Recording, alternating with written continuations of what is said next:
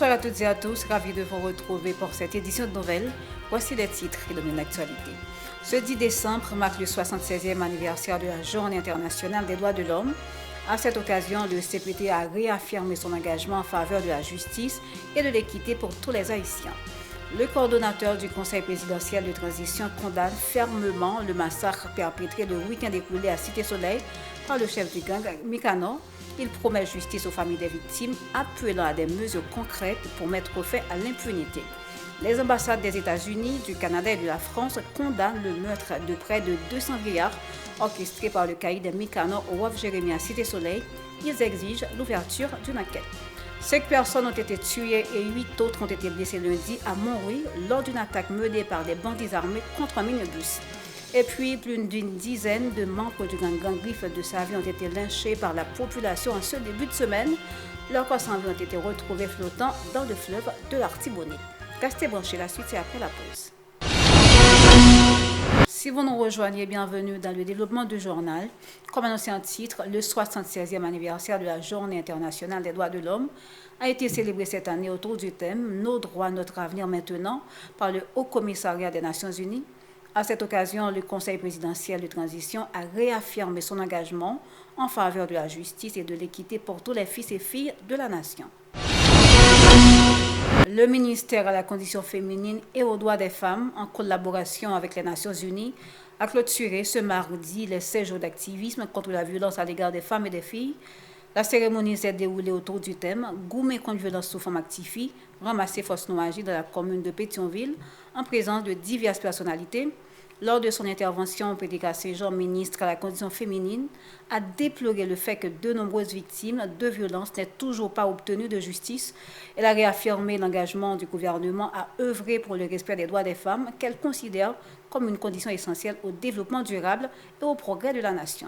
Suivons-la au micro de Yasmine Sanon et Marie-Camille Auguste. Cet événement révèle une signification particulière. Ces 16 jours étaient non seulement une occasion de sensibiliser, de dénoncer et de mobiliser, mais aussi de célébrer la force, la résilience et la créativité des femmes haïtiennes. Elles sont au cœur de la résilience et elles sont une voix à travers l'art. Aujourd'hui, ici même, dans le cadre de la clôture de cette campagne, avons-nous l'honneur de présenter les œuvres d'art réalisées par des femmes survivantes de violences, issues des sites de déplacés. Ces œuvres reflètent la réalité des sites de déplacés.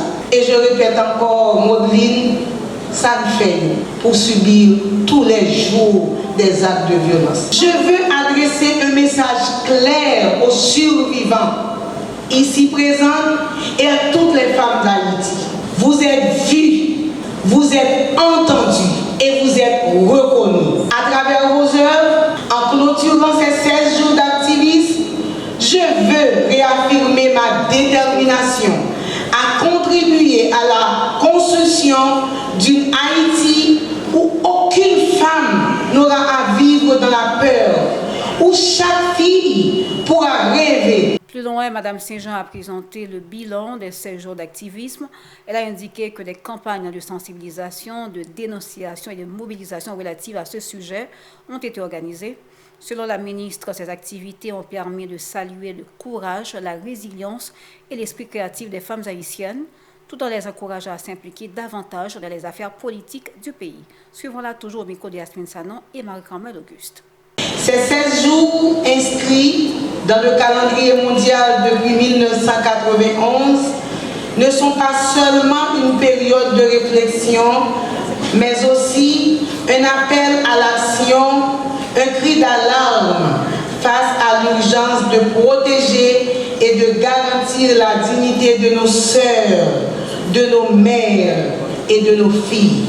Nous devons reconnaître qu'en dépit des avancées en termes de sensibilisation collective sur l'interdiction de toute forme de violence sexiste contre les femmes, y compris les violences sexuelles, les femmes du monde entier continuent d'être agressées sexuellement Certaines femmes et filles subissent des violences et la plupart de ces cas attirent rarement l'attention du public et les coupables ne sont presque pas traduits en justice.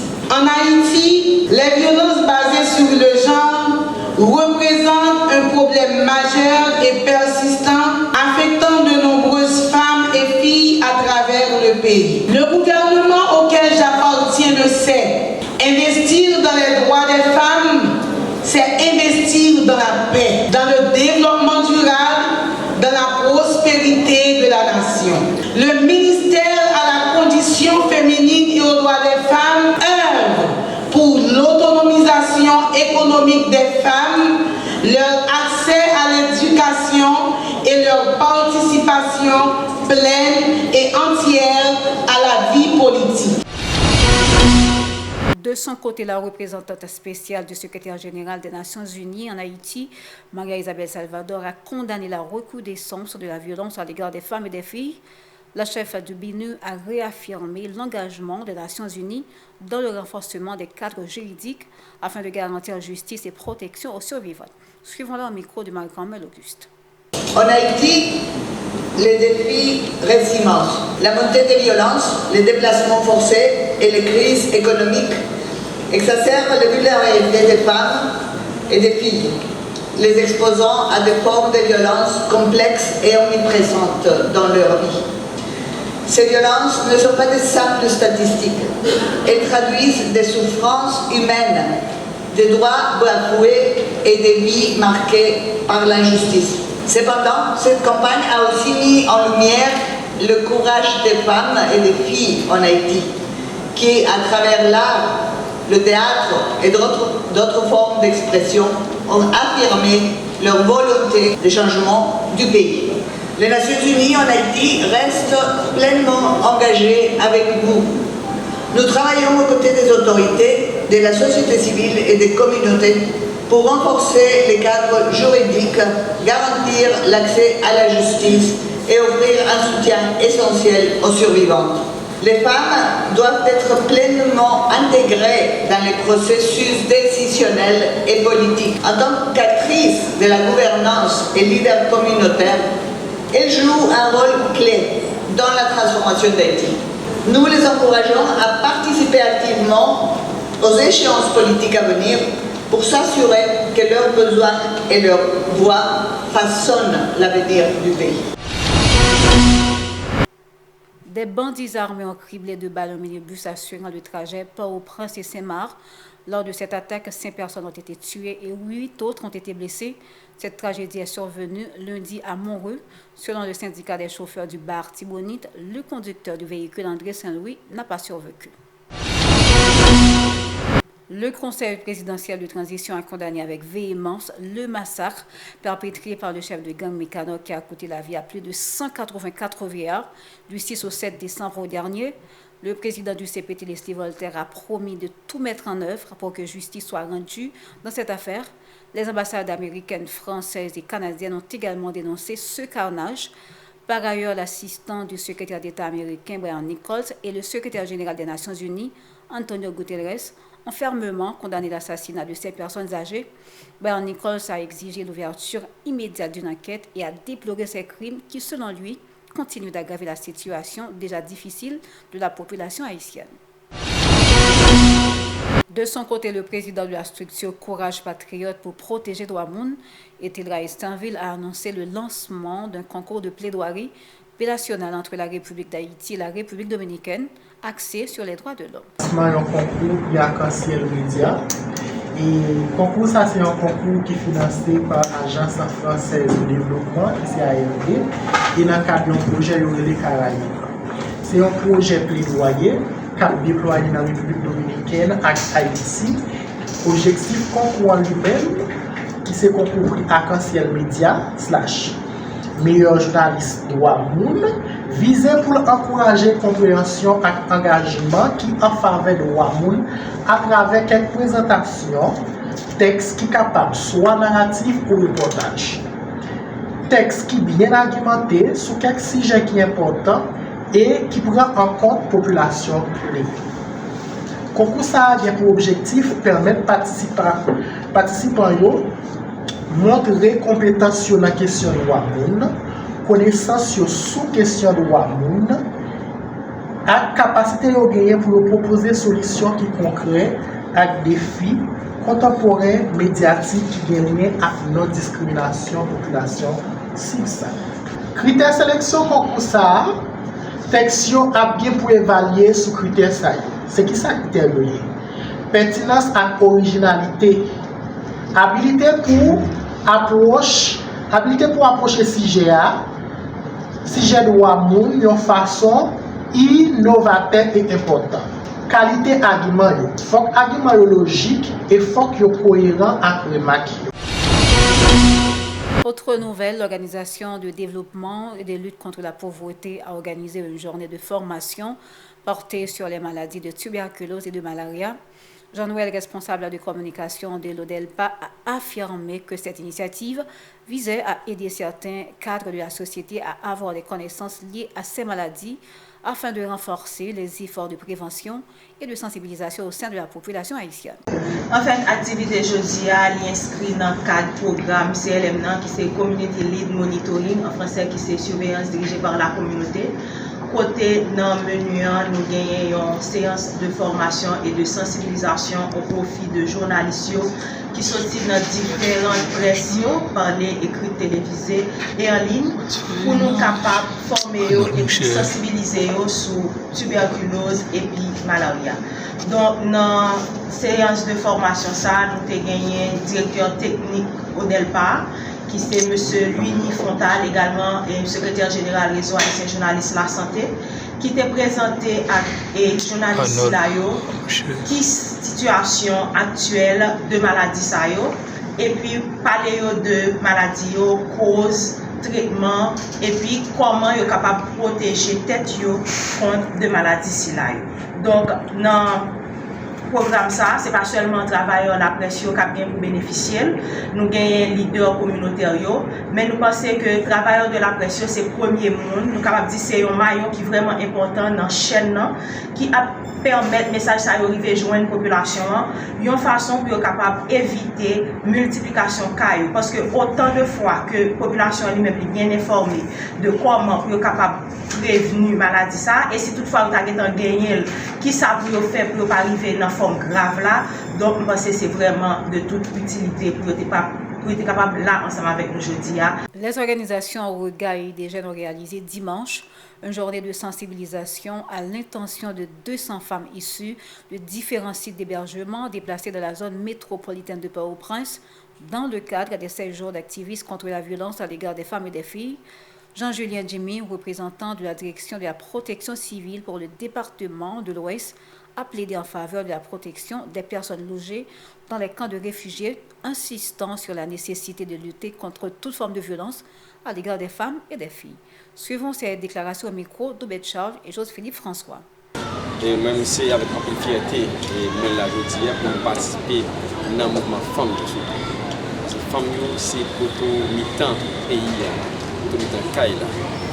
Et sans femmes, nous ne pouvons pas exister. 3 femmes doivent respecter. Et nous-mêmes, dans la protection civile, et moi, je représente la protection civile au niveau de Port-au-Prince.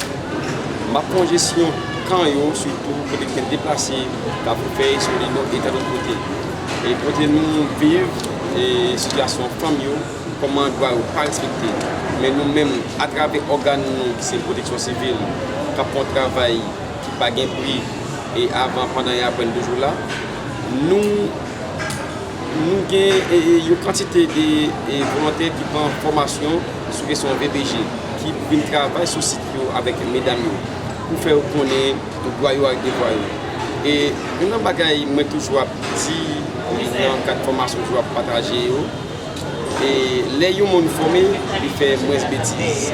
Nous avons intérêt pour nous former plus de jeunes filles, plus de jeunes garçons, pour faire connaître les droits mesdames. Et quand ils doivent commencer, quand ils finissent. Et messieurs, jeunes garçons, vous pouvez former tout. Ça va permettre de faire moins de dérives. Et il y a connaître les droits familles, il faut respecter. Olga Treville, l'une des participantes, a dénoncé les conditions difficiles auxquelles sont confrontées les femmes déplacées et a appelé les autorités à prendre des mesures pour les accompagner et améliorer leur situation. Suivons-la. Et c'est une journée qui toujours porte nous à réfléchir sur diverses qualités de violence que femmes subissent, car violence sur femmes dans la société. Depuis bien avant que nous t'es arrivé à quitter la Caïnou, nous allons vivre dans le camp réfugié. Mais de la Caïnou avec un réfugié, nous sommes capables de dire que la situation est vraiment compliquée. C'est de conditions infra-humaines que la vivre dans ce site. En plus de ça, il y a beaucoup de cas de violence qui sont répétés souvent dans ce site. Moi-même, c'est une fierté pour moi de l'activité de réflexion, côté que nous avons parlé de pays, nous avons parlé de violence sous femme, violence sous TV et violence en général, parce que des fois, même si nous avons fait violence sous garçon, dans ce site-là, il y a des femmes qui ont des garçons pour le couteau, ils mourent. Ça veut dire que c'est un gros bagage. Donc, pour ne pas minimiser la violence, quel que soit le côté lié, nous condamner. Je dis à nous venir pour nous dire nous condamner la violence. Quitte l'idée sous femme avec des filles, quitte l'idée sous quel que soit le nom, nous condamner. Nous refermons cette édition de nouvelles. Merci à vous de l'avoir suivi. Restez branchés à la Télé Pacifique pour la suite de la programmation. Au revoir et à la prochaine.